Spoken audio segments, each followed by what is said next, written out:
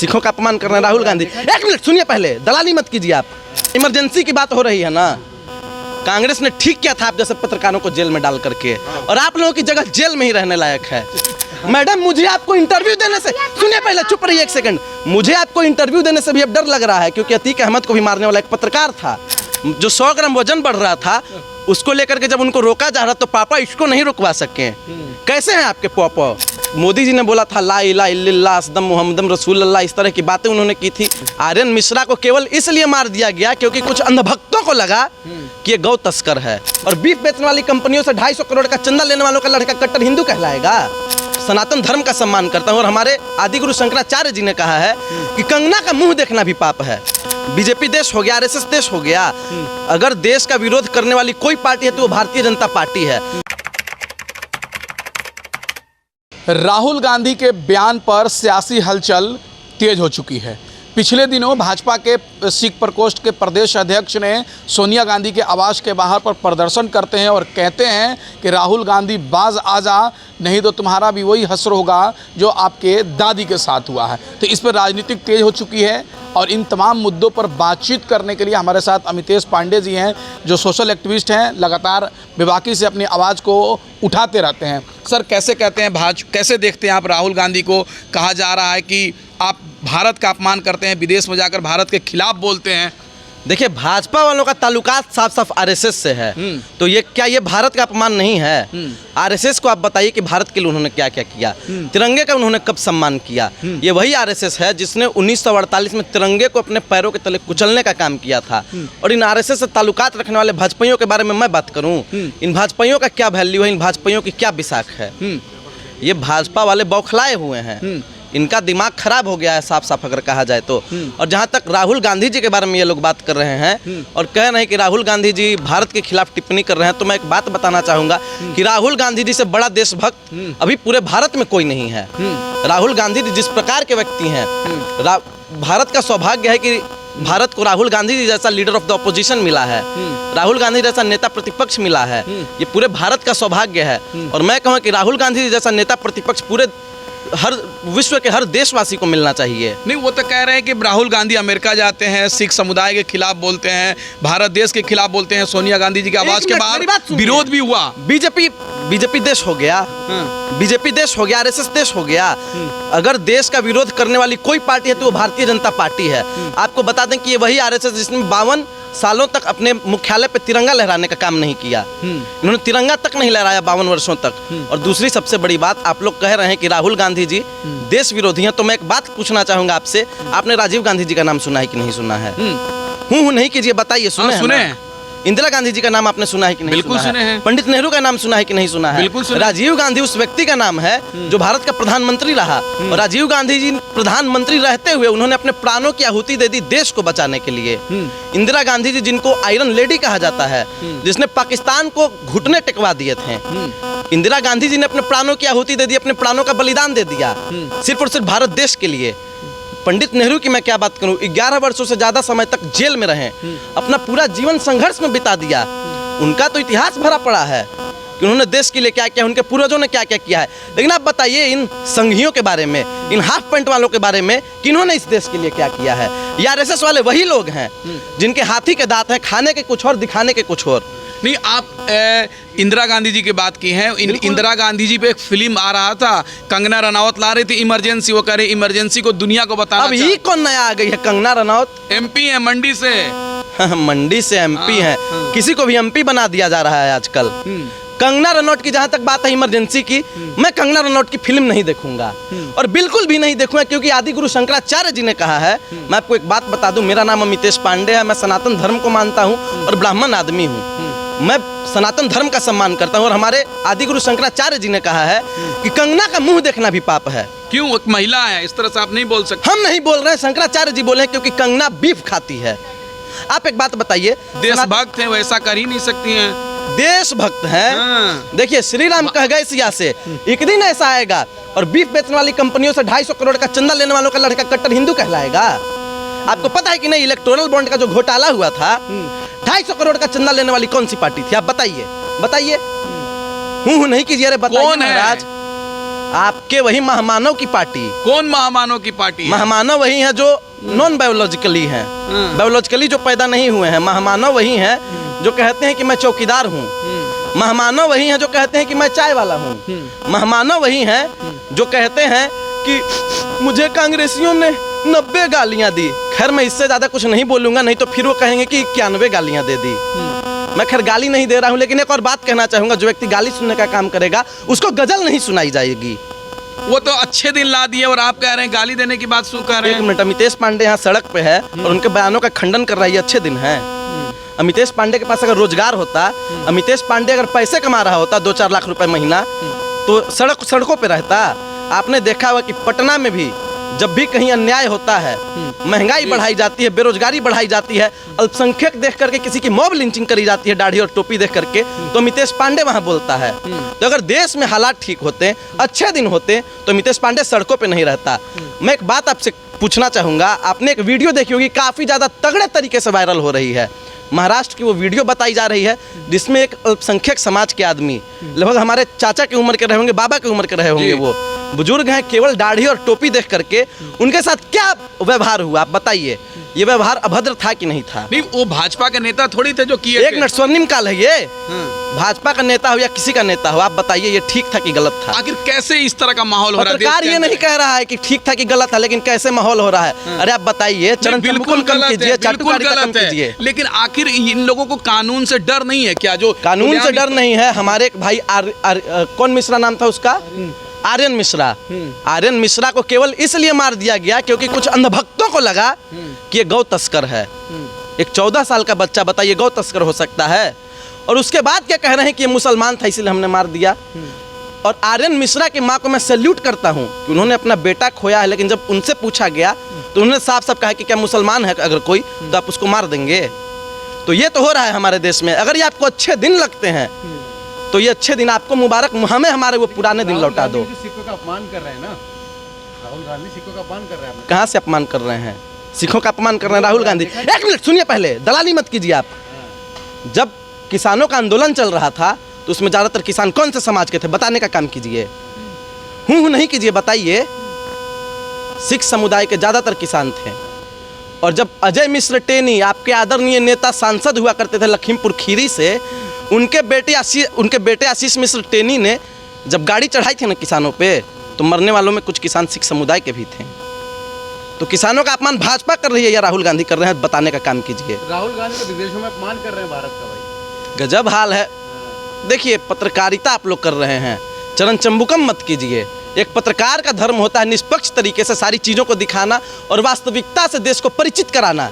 लेकिन आप लोग मोदी के पत्रकार बने हुए हैं, मैं साफ तौर पे कह रहा हूँ। और आप लोगों के हाथ में माइक की शोभा नहीं दे रहा है। आप लोग इस माइक को फेंक दीजिए। हर बात का जवाब है। जवाब सीधा सीधा है। राहुल गांधी जी ने कभी किसी का अपमान नहीं किया। राहुल गांधी जी सर्वधर्म समभाव की बात करते हैं।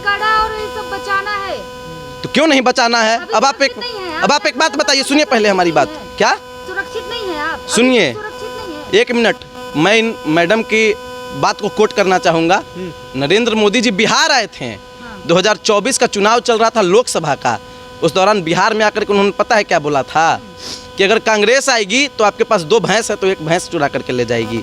नरेंद्र मोदी जी ने कहा था साफ तौर पे, मुसलमानों के बारे में उन्होंने क्या बयानबाजी की थी आपको ही पता है, हमें भी पता है। खैर बोलने में भी शर्म आ रहा है, लेकिन आप लोग बुलवा रही हैं तो मैं बोलूँगा कि अगर इस देश में मुसलमान आ गए तो फिर आपका मंगलसूत्र खतरे में आ जाएगा। बोला था कि नहीं बोला था मोदी जी ने? कांग्रेस आ जाएगी तो मंगलसूत्र खतरे में आ जाएगा। मुसलमानों को लेकर के भी उन्होंने टिप्पणी की थी। और जहाँ तक बात है मोदी जी की, मोदी जी का अल्पसंख्यक प्रेम हर कोई जान रहा है और हमारा सिख समाज अल्पसंख्यक समुदाय से आता है। राहुल गांधी को जान से मारने की धमकी दी है, कहा है कि उनकी... आप हमारी एक बात सुनिए, अभी देश में मुसलमानों के साथ मॉब लिंचिंग हो रहा है कि नहीं हो रहा है? हो रहा है। और इससे पहले कब से मॉब लिंचिंग शुरू हुआ है?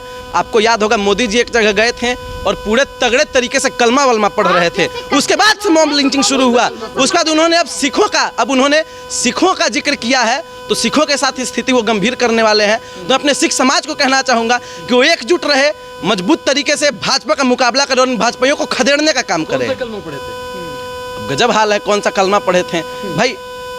मोदी जी ने बोला था ला इलाहा इल्लल्लाह असदम मुहम्मदम रसूलुल्लाह, इस तरह की बातें उन्होंने की थी, लेकिन उसके बाद उन्होंने अल्लाह के पैगाम को मानने का काम नहीं किया। नरेंद्र मोदी जी उनका मुसलमान प्रेम पूरी दुनिया जान रही है। किस प्रकार से वो टोपी लगाने से इनकार कर देते हैं कैमरे के सामने। दुनिया जान रही है, किनसे कैसे प्रेम? रहे हैं? चीन से प्रेम। एक मिनट मैडम, आप बात हमारी तारीफ सुनिए। कर रहे हैं वहाँ की। चीन प्रेम अगर किसी का है तो वो भाजपा का है। अरुणाचल प्रदेश में चाइना किस प्रकार घुसते जा रही है आपको शायद पता नहीं है। Made in India, made in India. सुनिए पहले, मोदी जी क्या लाए थे? Make in India, make in India, make in India. लेकिन इंडिया में अभी कुछ बन नहीं रहा है। चाइना से एक्सपोर्ट जो है 25% बढ़ चुका है। आपको जानकारी है इस बात की? चाइना से एक्सपोर्ट जो है बढ़ चुका है। बैन कर दिया, आप कहाँ हैं? कौन से ओ, अगर मैडम आपकी लड़ाई होगी किसी से, अगर मान लीजिए आपकी हमारी लड़ाई हो जाए, खैर मैं लड़ता नहीं हूँ, महिलाओं का बहुत सम्मान करता हूँ, क्योंकि यत्र नार्यन्तु पूज्यन्ते रमन्ये तत्र देवता हमारे यहाँ कहा गया है। तो आप नारी हैं, आपका बहुत सम्मान करते हैं। लेकिन अगर आपकी हमारी लड़ाई हो जाए तो आप FIR करेंगी या फिर लड़ेंगी? क्या कहेंगे नहीं अमितेश पांडे को नहीं दिखाऊंगी, लड़ाई आपकी पूरी हो जाएगी, आपका अपमान का बदला मिल जाएगा आपको? आप बताइए पहले, नहीं मिलेगा ना। तो अगर चाइना से लड़ाई होती है, चाइना हमारे पे आक्रमण करता है, तो चीन से लड़ा जाता है कि टिकटॉक बैन कराया जाता है? आप एक बात बताइए। लाल आँख दिखाते हैं मोदी जी चीन को, क्या वो लाल आँख नशे में लाल है। हाँ। जब से एक आई है 2 कौड़ी की सांसद, दो कौड़ी की कौड़ी। हाँ तब और क्या, जिसको 2014 में आज़ादी मिला है आपको? 2014 में आज़ादी मिला है किसी को? बताइए कौन है? 2014 में किसको आज़ादी मिला अरे है? पहले डरते थे, 2014 में किसको? चाहते थे भारत का नाम लेने की, हम यहाँ से आए हैं। और अब कब? सीना चौड़ा करके बोलते हम तो यहाँ से। ओ, मतलब आप कहने की डंका बज रहा है महामानव का विदेशों में। अगर महामानव का इतना ही डंका बज रहा है विदेशों में, तो हमारी एक बहन विनेश फोगाट ओलंपिक में गई थी। आप बताइए, ओलंपिक में केवल 100 ग्राम वजन बढ़ने से उनको बाहर निकाल दिया गया। अगर महामानव का इतना ज़्यादा डंका बज रहा था तो क्यों नहीं उनको? मोदी जी का डंका बजता है विदेशों में। हाँ तो वार रुकवा दिए मोदी जी। वार रुकवा दी पापा। अगर वार, देखिए पापा वार रुकवा सकते हैं, लेकिन पापा 100 ग्राम वजन बढ़ने से जो 100 ग्राम वजन बढ़ रहा था उसको लेकर के जब उनको रोका जा रहा तो पापा इसको नहीं रुकवा सके। कैसे हैं आपके पापा? तो वो गेम तो आपके भी गेम है ना। प्रधानमंत्री है, क्या? वो आपके भी प्रधानमंत्री। बिल्कुल, हमारे भी प्रधानमंत्री हैं, पूरे देश के प्रधानमंत्री हैं। जब गलती सभी ने करी है तो भोगना सबको पड़ेगा। तो और जस करनी तस भोग ही ताता, नरक जात का है पछताता। होना चाहिए, क्या?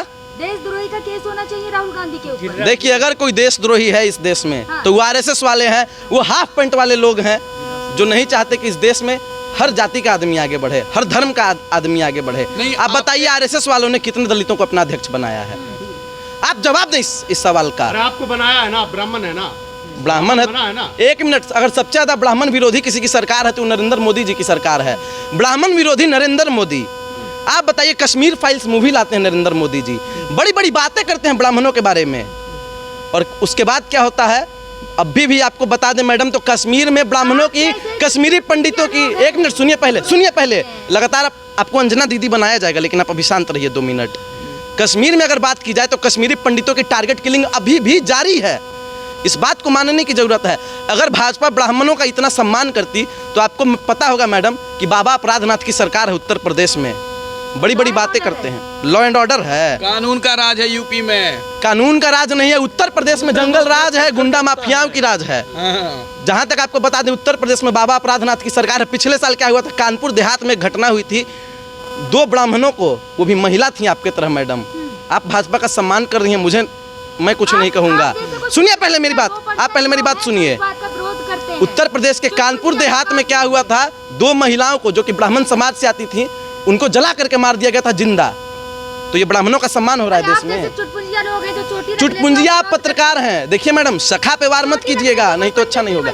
और हर माइक पकड़ने वाला पत्रकार नहीं होता, कुछ भाजपा के दलाल भी होते हैं, और दलाल मीडिया की 3 दवाई, जूता चप्पल और कुटाई। जवाब ना हो तो दलाल मीडिया। ये कौन सा सवाल था? ये सवाल है कि चुटिया रखे हैं कि नहीं रखे हैं? अच्छा, संविधान के कौन से पन्ने में रखा है कि अमितेश पांडे चुटिया नहीं रख सकता है? बताइए, जवाब देने का काम कीजिए। कैसे आपको किसने पत्रकार बनाया? किसने पत्रकार बनाया? कौन सी यूनिवर्सिटी से आप पढ़ी हैं? बताइए पहले। आप अपराधनाथ कह रहे हैं, अगर आप एक मिनट, अगर अपराध है कहीं पे तो उसको अपराधनाथ नहीं कहेंगे। कहाँ है? लॉ एंड ऑर्डर है। लॉ एंड ऑर्डर है। एक मिनट, आप में से कोई मुसलमान पत्रकार है? हाँ है। बताइए। 4 हैं यहाँ पे। आप एक बात बताइए, अतीक अहमद के साथ जो हुआ क्या वो ठीक हुआ? मैडम, मुझे आपको इंटरव्यू देने से, सुनिए पहले, चुप रहिए 1 सेकंड। मुझे आपको इंटरव्यू देने से भी अब डर लग रहा है, क्योंकि अतीक अहमद को भी मारने वाला एक पत्रकार था, और मैं दावे के साथ कह सकता हूँ, पत्रकार था, बिल्कुल मैं कह सकता हूँ। क्यों? बिल्कुल अतीक, पत्रकार हो जाएगा। सुनिए पहले महोदय, सुनिए। आप ही जैसे लोगों के चलते आपका कौम खतरे में पड़ा हुआ है। आप लोग अपने धर्म अपने कौम के बारे में नहीं सोचते हैं। भाजपा की दलाली करने 100-200 रुपए में बिक जाते हैं। चुप रहिए, सुनिए पहले सुनिए, पहले सुनिए हमारी बात आप। जहाँ तक बात है पत्रकारों की, अतीक अहमद को मारने वाला भी मैडम पत्रकार था, और मैं दावे के साथ कह सकता हूँ कि वो आपके जैसा फर्जी पत्रकार होगा, क्योंकि वो सिर्फ माइक लेकर के आया था। अपराधी मिट्टी में मिल रहे हैं। अगर मंगेश यादव अपराधी था तो धनंजय सिंह क्या था, विवेक ठाकुर क्या था, ब्रिजभूषण शरण सिंह क्या था, जो खुलेआम कहता है कि मैं फर्ज नहीं हूँ महफिल की, मैं एक मुकम्मल महफिल हूँ। महफिल ना रहेगी महफिल, फिर अगर मुझको उठाया महफिल से। ब्रिजभूषण कौन है? चाचा है आपका, बताने का काम कीजिए आप लोग।